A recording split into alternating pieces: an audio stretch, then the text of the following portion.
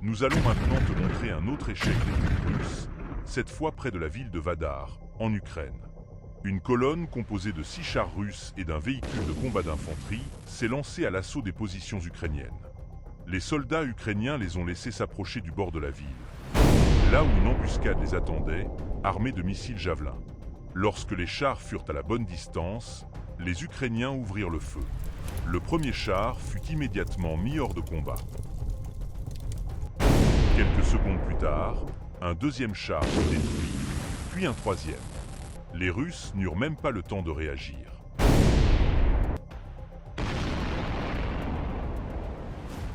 Le véhicule blindé tenta de continuer sa progression, mais fut lui aussi touché par un missile ukrainien. En flammes, l'équipage le quitta précipitamment, se jetant au sol, craignant que le char n'explose, peut-être plein de munitions. Les Ukrainiens commencèrent alors à traquer les chars restants. L'un d'eux repéra l'embuscade et ouvrit le feu tout en battant en retraite. Cette fois, les Ukrainiens manquèrent leur cible. Mais un instant plus tard, le char précédemment touché explosa de manière spectaculaire. Il ne resta presque rien, si ce n'est des morceaux de métal tordus et brûlants. Le véhicule blindé abandonné continua de brûler longtemps, avant d'exploser à son tour. Les Ukrainiens venaient de stopper une importante offensive russe.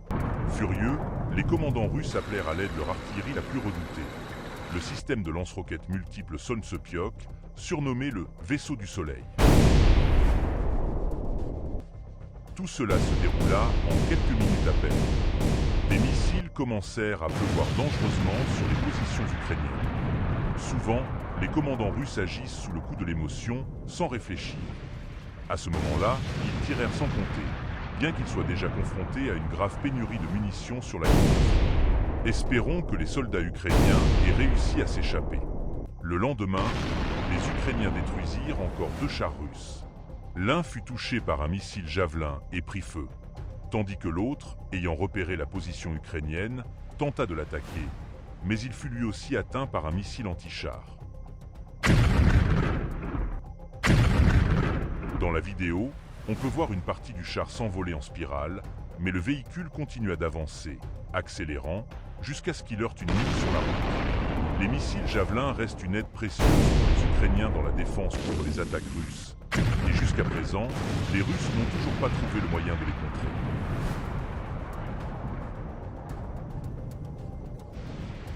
Et voici mon cas préféré d'utilisation d'un missile Javelin. Un soldat ukrainien a laissé passer 2 chars russes. Puis, une fois qu'ils étaient devant lui, il est sorti de sa cachette et les a détruits par derrière. C'est de la vraie guerre de guérilla. Regarde ces autres frappes précises contre des véhicules blindés russes.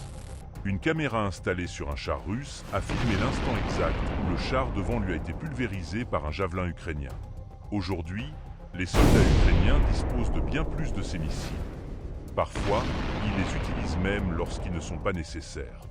On voit par exemple un char russe déjà immobilisé, et pourtant les Ukrainiens tirent un autre javelin, sans doute pour l'achever. Les forces ukrainiennes utilisent aussi d'autres types de missiles anti-chars.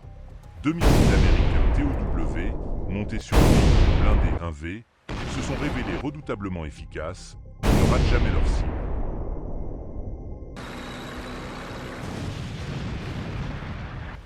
Les Ukrainiens emploient également les missiles britanniques Brimstone pour viser du matériel militaire russe de grande valeur. Ces missiles sont plusieurs fois plus puissants que les javelins et peuvent être lancés depuis un simple camion civil. Malgré cela, ils atteignent leur cible avec une précision impressionnante. Une vidéo montre la destruction d'un obusier russe 2S3 qui a explosé avec toutes ses munitions. Une autre séquence montre la destruction d'un autre obusier sur le front sud, lui aussi réduit en cendres avec ses munitions. Les Brimstone sont parfaits pour frapper des regroupements d'équipements ennemis. L'an dernier, les forces ukrainiennes ont détruit un grand nombre de véhicules russes grâce à ces missiles. Après avoir repoussé avec succès l'attaque russe, les chars ukrainiens ont lancé une contre-offensive pour reprendre les positions perdues. Dans les vidéos, on voit un char ukrainien s'approcher courageusement des tranchées russes et détruire une position fortifiée par des tirs directs. Peu après, un véhicule blindé M113 ouvre le feu avec sa mitrailleuse contre l'infanterie russe. Les soldats ukrainiens descendent et nettoient les tranchées, une opération parfaitement exécutée. Ce qui est frappant, c'est que les chars ukrainiens s'approchent souvent à très courte distance des lignes russes, tirant presque à bout portant, sans que les Russes puissent réagir.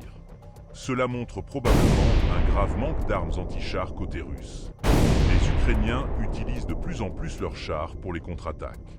Et lorsqu'il faut dégager une route minée avant d'avancer, ils font appel au système américain M50 Lyric Line Charge, extrêmement efficace.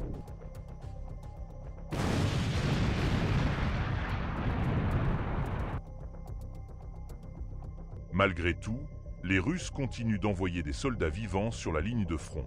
Craignant de perdre davantage de chars, ils misent sur des troupes d'infanterie ordinaires. Des véhicules blindés transportent plusieurs pelotons russes jusqu'au front, puis repartent aussitôt. Les soldats s'emparent de nouvelles positions dans la forêt, puis d'autres véhicules arrivent plus tard pour renforcer et fortifier la zone. Mais la reconnaissance aérienne ukrainienne observe tout et sait exactement où frapper.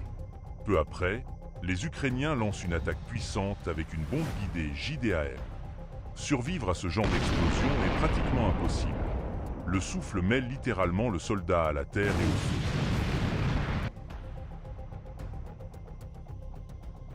Pendant ce temps, les Russes étaient sur le point de capturer la ville de Bakhmout. Ils y avaient amené chars et véhicules blindés, repoussant peu à peu les forces ukrainiennes. Un char russe tire directement sur une position ukrainienne installée dans un immeuble à plusieurs étages. Regarde le char le plus avancé de l'armée russe, le T-90M. Un modèle rare, mais envoyé spécialement à Bakhmout pour tourner un reportage destiné à la télévision russe. Fait surprenant, récemment, l'un de ces chars a été découvert aux États-Unis et transporté en Louisiane pour des recherches. Mais à Bakhmout, les chars russes ne durent jamais longtemps. Très vite, ils ne deviennent plus que de la ferraille fumante. Regardez bien comment un drone ukrainien largue d'une bombe sur un char russe en mouvement. C'est une scène que nous n'avions encore jamais vue auparavant. La mission de l'armée ukrainienne ici est claire: détruire le plus grand nombre possible de chars et de véhicules blindés russes. Les Ukrainiens disposent d'un excellent système de reconnaissance aérienne, observant tout ce qui se passe sur le champ de bataille. Grâce à la précision de leurs frappes, les Russes perdent chaque jour davantage d'hommes et de matériel. Leurs chars et véhicules blindés brûlent et explosent sans arrêt, que ce soit aux abords ou à l'intérieur même de la ville. Même les avions de chasse russes, ceux qui osent encore voler au-dessus de la zone, finissent par s'écraser et exploser. Récemment, plusieurs vidéos ont montré des avions russes abattus. Les Russes semblent oublier qu'ils n'ont aucune supériorité aérienne en Ukraine.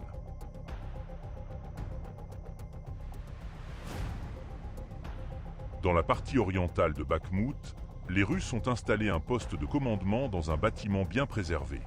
Ils y ont également placé des antennes de reconnaissance radioélectronique, souvent sur les toits les plus élevés.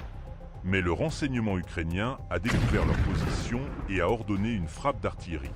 Le quartier général a pris feu, tout comme les équipements militaires environnants. Peu après, l'immeuble tout entier a été englouti par les flammes avant d'exploser et de s'effondrer. Il contenait de grandes quantités de munitions. Les Ukrainiens ont aussi détruit les systèmes de reconnaissance à l'aide de drones kamikazes. D'ailleurs, avec leurs petits drones FPV, ils infligent des pertes considérables aux troupes russes. Regardez ces images. Des soldats russes tirent depuis un véhicule blindé lorsqu'un drone ukrainien vient le percuter. Un autre transport de troupes est touché, puis un autre encore. Il se murmure que l'armée ukrainienne pourrait utiliser des dizaines de milliers de ces drones lors de la prochaine contre-offensive.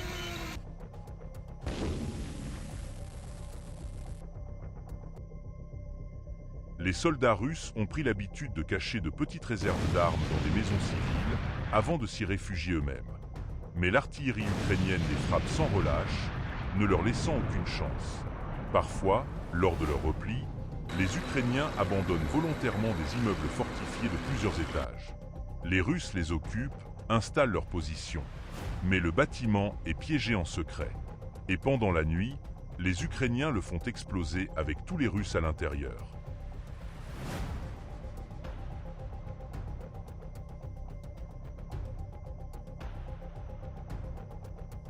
Cependant, Les Russes connaissent aussi quelques succès. Regardez la route qui mène à Bakhmout, ils la bombardent sans cesse, rendant tout déplacement de jour pratiquement impossible. Les Ukrainiens subissent eux aussi des pertes humaines et matérielles. Ici, par exemple, on aperçoit un transport de troupes ukrainiens M113 en flammes.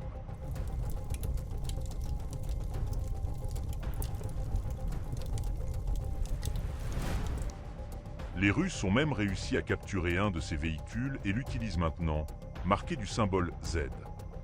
En outre, leur drone kamikaze lancé continue de semer la destruction. Sur cette séquence, un lancer frappe un obusier automoteur polonais Krab qui explose sous la détonation de ses obus. Puis un autre obusier est détruit à son tour. Et lorsque les Russes perdent patience, ils déchaînent des milliers de roquettes d'artillerie sur les positions ukrainiennes.